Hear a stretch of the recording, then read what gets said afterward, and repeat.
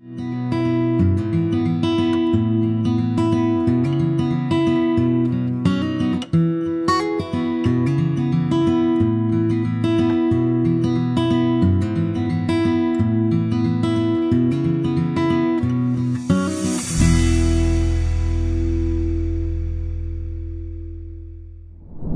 हमारे कल का भविष्य होते हैं और इसलिए उनको ज़रूरी है कि किताबों से जोड़ा जाए।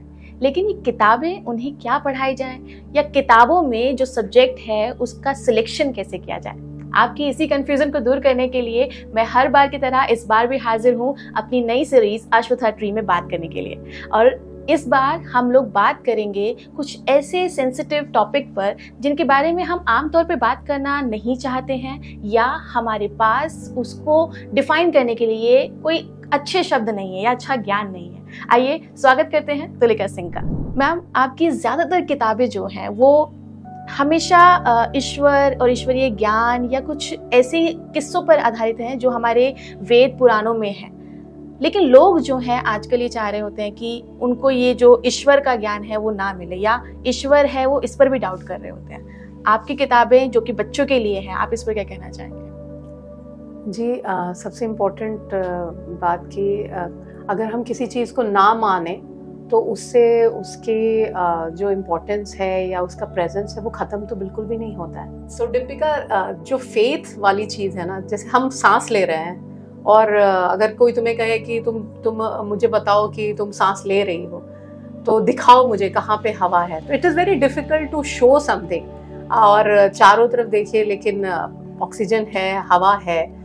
सो भगवान की जो व्यापकता है, भगवान का जो प्रेजेंस है बिल्कुल वैसा ही है। वो सूक्ष्म तरीके से वो कंटिन्यूसली काम कर रहा है। सोचिए तो सही, हमारा जो शरीर है और जो हार्ट है उसके अलग लिवर्स है, अलग सेल्स है, लिवर के अलग सेल्स हैं, सर्कुलेटरी सिस्टम अलग तरीके से चल रहा है, मस्कुलर सिस्टम, नर्वस सिस्टम, और कंटिन्यूसली एक रैंडम में बिना आपके कुछ इंटरवेंशन के वो एक सिस्टम चल रहा है। तो इस क्रिएशन को किसने बनाया? Who is the creator of such a beautiful world?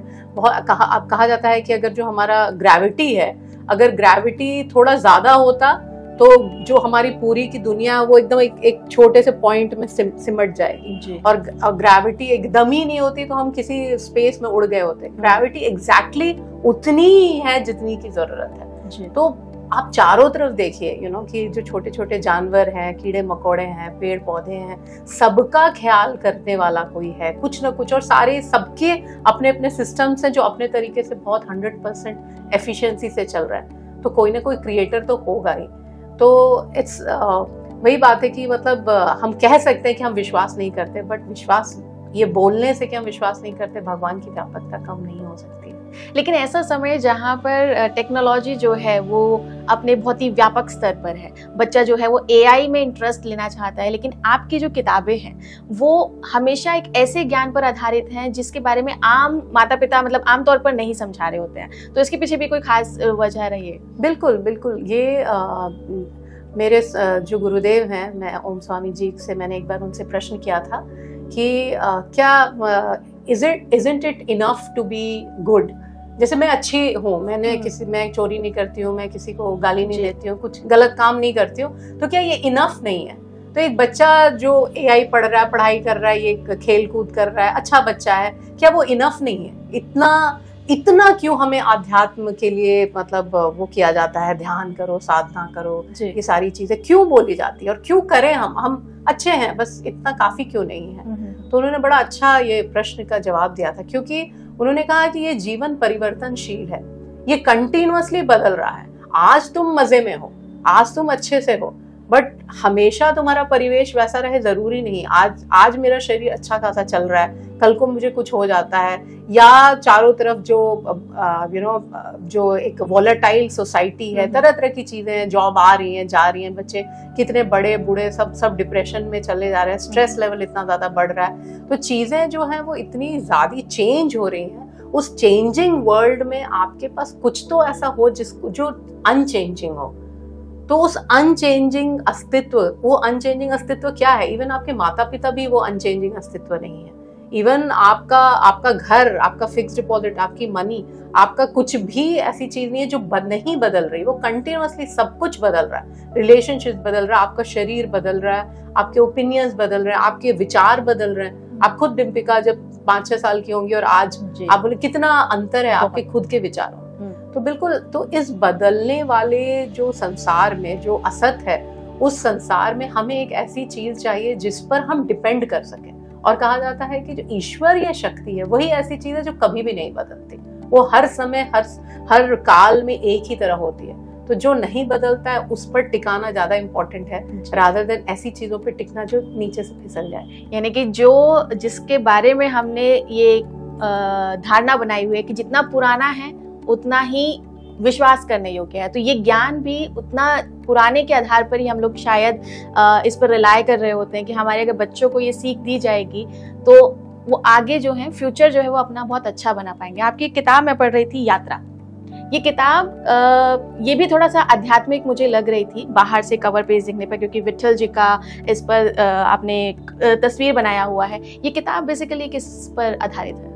यात्रा जो है एक फिक्शन स्टोरी से मैंने बनाया है, एक फिक्शनल स्टोरी, बट ये कहानी एक्चुअली भगवान विट्ठल की है, जो पंढरपुर में एक मंदिर है भगवान विट्ठल का। तो जो कहानी की ये पंढरपुर में जो भगवान विट्ठल की जो डेटी है वो कैसे अवतरित हुई, उसकी पूरी कहानी है इस पुस्तक में। कि पुंडलीक नामक एक लड़का होता है और वो बचपन से किस तरह से अपने माता पिता की सेवा करता है और बहुत ही अच्छा बच्चा होता है और पूजा पाठ अपने, क्योंकि उनके पिताजी जो होते हैं वो पुरोहित होते हैं, तो अपने पिताजी से सारी चीज़ें सीखना, उसको प्रैक्टिस करना और वो सारी चीज़ें करता है। जैसे उसका विवाह होता है तो धीरे धीरे अपनी जो उनकी पत्नी होती है जो बहुत मटेरियलिस्टिक है, उनके संगत में वो धीरे धीरे थोड़ा थोड़ा इन चीज़ों से दूर होने लगता है। और दूर होते होते वो काफ़ी दूर चला जाता है और इतना दूर चला जाता है कि वो अपने माता पिता को भी अपशब्द कहता है और चीज़ों को ख्याल नहीं रखता है। तो किस तरह से वो एक आश्रम में पहुंचता है, कुकुट स्वामी के आश्रम में पहुंचता है और वहां पे कैसे उसका हृदय परिवर्तन होता है, ऐसी क्या चीज होती है जो वहां पे उसका हृदय परिवर्तन होता है और वो बिल्कुल वो बदल सा जाता है, फिर से वो पुराने वाला पुंडलीक हो जाता है। और वो पुंडलीक फिर जब पूर्ण तरीके से भक्त बन जाता है तो उसकी भक्ति से ही भगवान विट्ठल का जो है ना वो भगवान आते हैं और कहा जाता है कि वो भगवान को कहता है कि आप यहीं ठहर जाइए, यहीं रुक जाइए। कहा जाता है कि वहीं पे भगवान विट्ठल का जो पंढरपुर में मंदिर है, भगवान वहीं पर स्थिर हो गए, वहीं ठहर गए और आज भी लाखों श्रद्धालुओं की भीड़ होती है जी। ये जो आपने इस कहानी के माध्यम से एक इशू जो है वो जो सबके सामने लाने की कोशिश की है वो ये कि जो लोग हैं, हमेशा जब भी रिश्तों में बदलाव होता है तो पुराने रिश्तों में भी एक दूरी आ जाती है और ये आजकल की भी बहुत ज्यादा परेशानी है कि शादी के बाद बेटा या माँ बाप के बीच में एक गैप आता है। तो ये गैप आना नेचुरल है या फिर इस पर हम सभी को बहुत ध्यान देने की जरूरत है कि सिचुएशन कैसी भी हो, आपका जो स्वभाव है उसमें परिवर्तन नहीं होना चाहिए? जी, ये आजकल के परिवेश में अगर इसको बात किया जाए तो इट इज मोर कि जो लड़का है या लड़की दोनों को, I think it is all about balance करना बहुत जरूरी है कि अपने परिवार के साथ, क्योंकि पहले तो हम सब अपने परिवार के साथ ही रहते थे, अब धीरे धीरे न्यूक्लियर फैमिलीज के तरफ हम आ रहे हैं और न्यूक्लियर फैमिलीज के अपने भी प्रॉस एंड कॉन्स हैं कि हम सब जानते हैं कि क्या पॉजिटिव है क्या नेगेटिव है। बट एक अच्छा अगर बैलेंस हो, इवन लड़की जब किसी नए घर में जाए और वो कितना अपने घर से अभी भी उसको कितना वो कॉल कर रही है, कितना वो कंटिन्यूअस यहाँ का वहाँ कम्युनिकेशन कर रही है, वो चीज़ को अगर हम लोग सही तरीके से बैलेंस किया और सेम इस तरह से जो लड़का है जिसके घर में वो लड़की आई है तो किस तरह से अपनी पत्नी को इज्जत देना, रिस्पेक्ट देना और उसको मेकिंग हर फील कि भाई ये आपका घर है, सब कुछ आपका ही है, माता पिता सबकी सेवा करना, ख्याल रखना, हम सबको खुश रखना है, हम सबको खुश रहना है, नॉट रखना है, हम सबको खुश रहना है एक साथ। तो ये बैलेंस की ही बात है। बट एक और चीज़ यहाँ पे जो बड़े सूक्ष्म तरीके से जो मैं इस बात को सोचती हूँ कि एक और बड़ी इंपॉर्टेंट बात होती है कि जब हमारा एनवायरनमेंट बदलता है और या इवन जब हमारे रिश्ते बदलते हैं तो हम सबके अंदर कुछ ऐसी सूक्ष्म वासनाएं होती हैं जो अलग परिवेश में अलग तरीके से एक्ट करती हैं। जैसे कहने का मतलब कि जब बहुत सारे बीज हैं जो मिट्टी में रहते हैं, लेकिन जब बारिश होती है तभी वो उगते हैं, या जब गर्मी पड़ती है तभी वो उगते हैं, नहीं तो वो वैसे पड़े हुए हाइबरनेट करे बिल्कुल पड़े हुए वहां पे। उसी तरह से हम सबके अंदर पूर्व जन्म के, इस जन्म के बहुत सारे ऐसे संस्कार होते हैं, ऐसी वासनाएं होती हैं जो समय जब आता है, जब सही, जैसे कभी कभी इसलिए कहा जाता है जो छोटे बच्चे हैं कि भाई इनको सही कंपनी मिलनी चाहिए, राइट कंपनी मिलनी चाहिए। अच्छी गलत कंपनी मिलेगी तो उनके अंदर कुछ ऐसी चीजें होंगी तो वो उग जाएंगी, वो फटाफट, मतलब आप देखिएगा 5 महीने 6 महीने के अंदर वो बच्चा बर्बाद होते हुए आपको दिख रहा है, क्योंकि अरे वाह ये अच्छा खासा बच्चा था, इसको क्या हो गया, क्योंकि उसके अंदर वो चीजें हैं, ऑलरेडी थी, पूर्व जन्म की थी, मे बी इस जन्म की थी, लेकिन जैसे ही आपने उसको वो इन्वायरमेंट दे दिया वो फिर से फलीभूत होने लगा और उगने लगा। तो एग्जैक्टली इसी तरीके से कैसी लड़की आती है, कैसा लड़का है, उस पर भी बहुत डिपेंड करता है कि इस रिलेशनशिप कितने आगे तक जाए। तो ये जो आपने बोला कि परिवेश देना ये माता पिता की रिस्पॉन्सिबिलिटी है, लेकिन आज हम देख रहे हैं कि बच्चा अपना ज्यादातर समय घर से बाहर बिता रहा है। तो पहले वो स्कूल जाता है, फिर ट्यूशन जाता है, फिर वो किसी एक्टिविटी में पार्टिसिपेट कर रहा है तो वो वहाँ उसकी प्रैक्टिस के लिए जाता है। तो इतने जो बिजी स्केड्यूल बन चुका है बच्चों का भी और माँ बाप का भी, तो ये बहुत चैलेंजिंग नहीं लगता कि बच्चों के साथ तालमेल बिठाना अभी थोड़ा सा डिफिकल्ट है? और फिर जब हम लोग न्यूक्लियर फैमिली में रह रहे हैं, चैलेंजिंग तो लगता है, बट अगर हम समय अपने बच्चों के साथ नहीं बिताएंगे, बच्चों को समय नहीं देंगे, बच्चों के अंदर सही संस्कार नहीं देंगे, तो अभी तो बड़ा आसान लग रहा है, बाद में ये बहुत मुश्किल हो जाएगा। और कहने का मतलब ये भी जो हम माताएं हैं या जो फादर्स हैं, मदर्स हैं, इट्स वेरी इंपॉर्टेंट कि आप अपने बच्चों को, हम सब चाहते हैं कि हमारा बच्चा अच्छा बने, हम सब चाहते हैं कि उसको अच्छी परवरिश दें, उसके अंदर किसी के अंदर कोई गलत वो नहीं है कि मेरा बच्चा बुरा बने, सबको मन है कि अच्छे बच्चे बने, लेकिन ये हमारी रिस्पॉन्सिबिलिटी है और इसको हमें बहुत ही ज़्यादा सीरियसली लेनी चाहिए, क्योंकि 2 तरह का ज्ञान होता है, जिसको एक कहते हैं परा ज्ञान, एक होता है अपरा ज्ञान। जो अपरा ज्ञान होता है वो हम हर जीवन में बार बार अर्जित करते हैं। जैसे तुमने फॉर एग्जांपल पीएचडी कर लिया डिम्पिका, तो अगले जन्म में पीएचडी की तरह पैदा तो नहीं होगी ना, फिर तुमको फिर से लोअर केजी से शुरू करना पड़ेगा। तो इसको अपरा ज्ञान बोलते हैं। Physics, chemistry, maths, architect, engineering, IIT, IIM कुछ भी कर लो, अगले जन्म में तुम्हें फिर से पूरी तरह से पूरी तैयारी करनी पड़ेगी, है ना। तो इसको कहते हैं अपरा ज्ञान। आप पूरी दुनिया में देखोगे सारे अपरा ज्ञान लेने की दौड़ में हैं। एक होता है परा ज्ञान। परा ज्ञान मतलब होता है जो खुद की सर्च होती है। आप अपनी जीवात्मा को बता रहे हैं कि उसका क्या ऑब्जेक्टिव है, वो मनुष्य योनि में पैदा हुआ है, उसको कैसे अपने आप को कीड़े मकोड़ों की तरह नहीं जीना है। तो कैसे उस योनि से मनुष्य योनि अलग है, क्योंकि मनुष्यों को विवेक बुद्धि मिली है। विवेक बुद्धि मतलब आपको डिफरेंशिएट करने का अवसर मिला है कि क्या सही है, क्या गलत है, क्या करना चाहिए, क्या नहीं करना चाहिए, क्या सत्य है, क्या असत्य है। वो सारी चीजें मनुष्य योनि में मिलती है। और मनुष्य योनि में इसलिए परा ज्ञान अर्जित करने की बहुत अच्छी अपॉर्चुनिटी होती है। और बहुत सुंदर से डिम्पिका भगवत गीता में भगवान श्री कृष्ण ये कहते हैं कि अपरा छूट जाता है, लेकिन अगर तुमने परा ज्ञान अर्जित किया तो अगले जन्म तुम वहां से शुरू करते हो।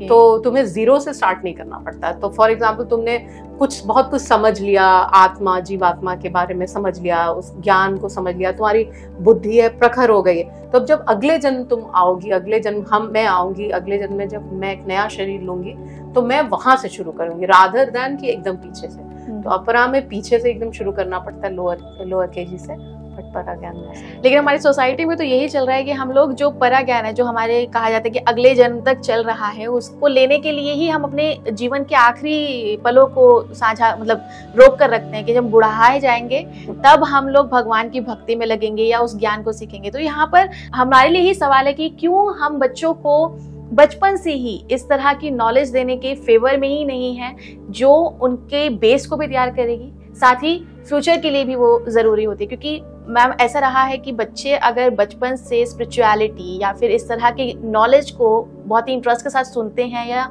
उसको अप्लाई करना शुरू करते हैं, तो लोग बोलते हैं कि आप सन्यासी बन जाओगे और ये अभी उम्र नहीं है आपकी, आप पढ़ाई पर ध्यान दीजिए, एक समय आएगा जब आपको ये जरूरत रहेगी। नहीं, अब जब जैसे आपने वर्ड यूज किया स्पिरिचुअलिटी, तो स्पिरिचुअलिटी का मतलब to be connected with your spirit.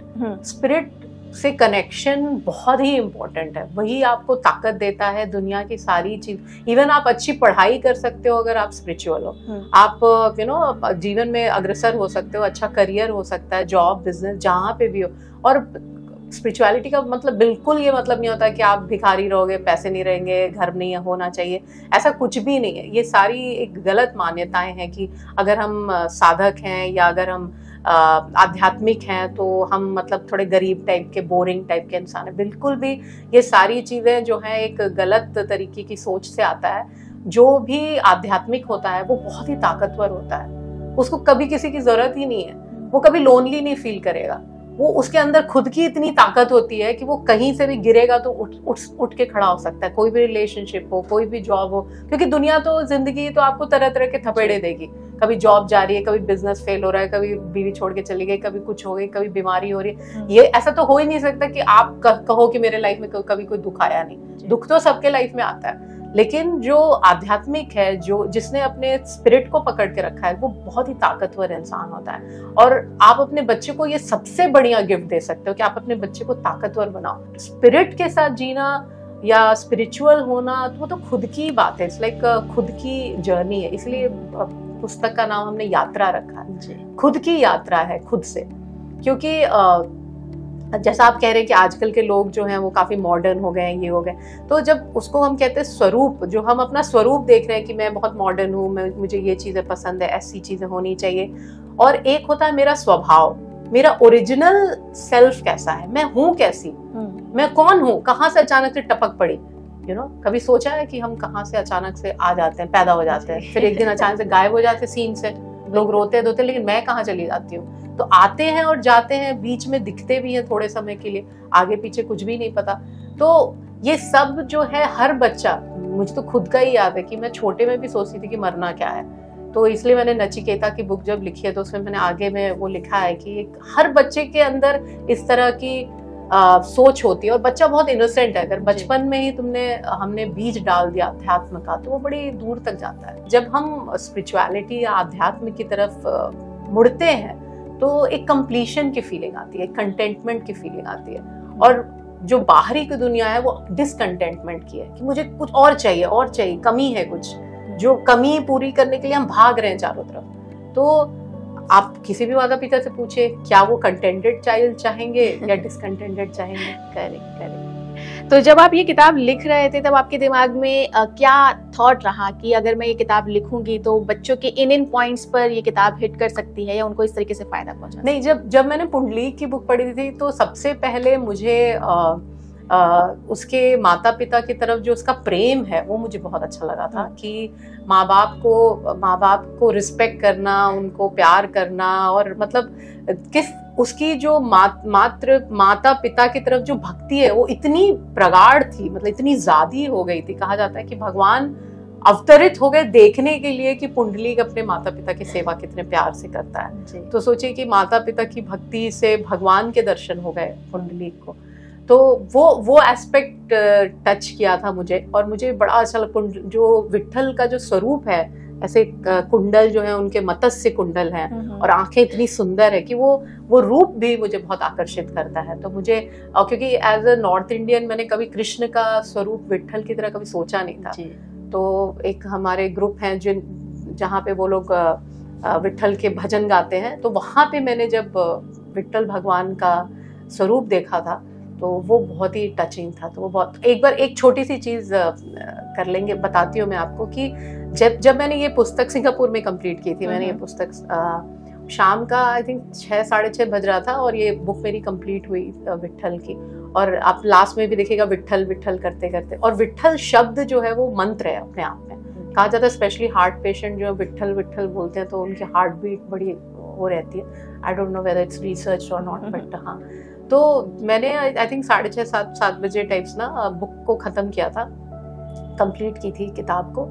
और मुझे, हम लोग को किसी और परिवार ने पूजा में बुलाई थी, घर में पूजा या डिनर ऐसे कुछ था, और वहाँ पे उन्होंने बुलाया था। और मैंने मतलब मैं अकेली गई वहाँ पे, और वहाँ पे कोई एक दूसरे कपल भी आए हुए थे, और उन्होंने कहा कि तुलिका जी मतलब हम ये क्या बहुत अच्छा हुआ आपसे मिले, और ये सत्संग का परिवार था। तो उन्होंने कहा बहुत अच्छा हुआ, मैं सुनती हूँ आपको और बहुत खुश हुई आपसे मिलके, वो मैं आपके लिए कुछ लेकर आई हूँ। तो फिर मैंने बोला अच्छा, क्योंकि मैं उनको जानती नहीं थी, मतलब फिजिकली कभी मिले भी नहीं थे और बहुत ज़्यादा कभी बात भी नहीं हुई थी। तो ये बहुत ही आश्चर्य की बात है, जिससे आप बहुत ज़्यादा मिले नहीं हो, दोस्ती नहीं, वो आपके लिए कुछ लेके आ रहा है। तो मैंने भी सोचा कि चलो देखते हैं, पता नहीं क्या लेकर आए मेरे लिए। और उन्होंने जैसे शायद उन्होंने मुझे कहा कि आप आँख बंद कीजिए, और मैंने आँख बंद किया और उन्होंने मेरे हाथ में विट्ठल की मूर्ति जिसे कैसे थी दिया। और मतलब वो इतना शॉकिंग था, बिकॉज बहुत शॉकिंग है, क्योंकि उन्हें कैसे पता कि मैं ये पुस्तक लिख रही हूँ, किसी को भी नहीं पता था। आई मीन समीर घर पे बच्चों को पता होगा, बट किसी को भी नहीं पता था कि मैं ये पुस्तक कंप्लीट कर रही हूँ। और लेकिन जैसे ही कंप्लीट उन्होंने मेरे हाथों में जब दिया, तो मतलब अभी भी मतलब गूज़बम्प हो जाते हैं कि तो पहला प्रश्न जो आपने पूछा था कि भगवान है कि नहीं, तो क्या प्रमाण चाहिए आपको, इससे बड़ा क्या प्रमाण होता है, किसको पता कि तो जो ईश्वरीय शक्ति है वो पूरे ब्रह्मांड में फैली हुई है। एक एक एटम जो है ना, एक एक एटम एक दूसरे से बात करता है। तो आपने अगर यहाँ पे बोला तो कहाँ पे वो चेंज हो जाए, बटरफ्लाई इफेक्ट किस तरह, किसी को भी नहीं पता। तो हमारा हर विचार जो है वो इतना तगड़ा होता है, इतना स्ट्रांग होता है, इसलिए हमें गलत विचार करने भी नहीं चाहिए। और इसलिए ईश्वरीय शक्ति पे ना विश्वास करने जैसी कोई चीज़ है ही नहीं। तो ये वाला जो एग्जाम्पल मैंने बताया, उसके बाद से तो मुझे बहुत ही मतलब मज़ा आ गया और मैं बहुत खुशी हुई कि ये किताब मैंने लिखी। बिल्कुल, हम लोग भी जब भी आपसे हर किताब पर बात कर रहे होते हैं तो दिमाग में यही रहता है कि इस कहानी के पीछे के जो किस्से हैं वो ज़रूर ऐसे हैं जो हम और आप फील ज़रूर करते हैं, लेकिन कभी उस चीज़ पर ध्यान नहीं दिया। और अब यही सही समय है जब ध्यान देना है। आपने अपनी बातों को हमसे शेयर किया, thank you so much ma'am. तो देखा दर्शकों आपने, आप अगर खुद को कंप्लीट करना चाहते हैं या आप अपने बच्चे को एक ऐसा ज्ञान देना चाहते हैं जो उसके फ्यूचर के लिए बहुत ही ज़रूरी है, एक उसके व्यक्तित्व को बनाए रखने के लिए भी बहुत ज़रूरी है, तो आप अश्वत्था ट्री की उन सभी किताबों को पढ़िए जो आप कभी तो सुनते थे, लेकिन अब वो बच्चों तक पहुंचना बहुत ज़रूरी है। आप अपने बच्चों को ऐसी ही किताबें गिफ्ट भी कर सकते हैं। अगले एपिसोड में एक नई किताब के साथ मिलेंगे, तब तक के लिए नमस्कार।